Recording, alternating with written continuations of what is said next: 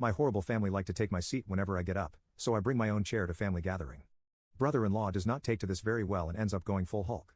For as long as I can remember in my family, almost any time I got up from my seat someone would take it to either be funny, or to claim it as if no one was using it.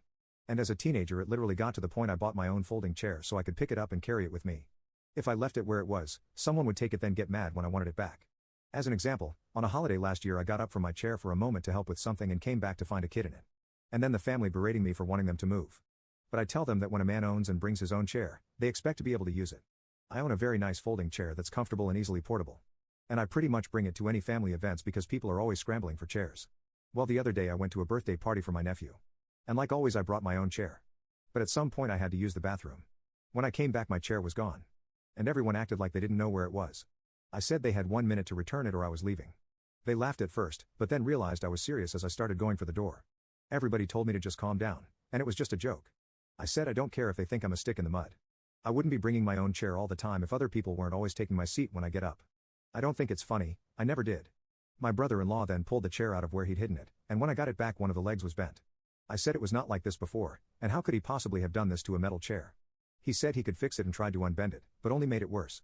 The chair is pretty much unusable now because the leg is warped. And I don't want to risk putting weight on it. I told my brother-in-law he owes me $50 for the chair because that's what I paid for it new 2 years ago. He got mad and kept saying it was just a stupid chair. I said it was my stupid chair, and this wouldn't have happened if he wasn't so immature that he and everyone else had to mess with me for years about where I sit. Then I took my now messed up chair and walked out.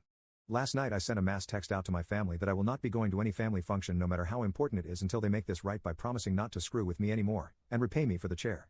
My brother-in-law did agree to pay for a new chair, and gave me the money I asked for. I bought a better folding chair than my last one, and resumed going to family functions. But whenever I was there was this air about some of the family members. They looked at me like I'd sucked all the fun out of the room. My parents had stopped thinking the chair thing was funny, and even scolded a kid for taking my seat when I got up to use the bathroom.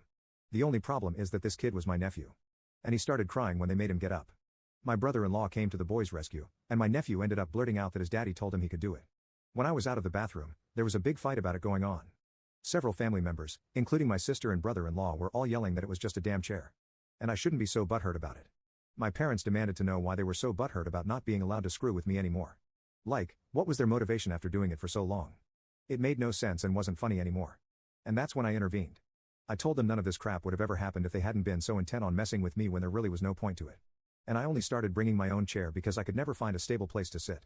If they still thought they were in the right about the situation, then they were just bullies, plain and simple. And what kind of example is that to be setting for their son?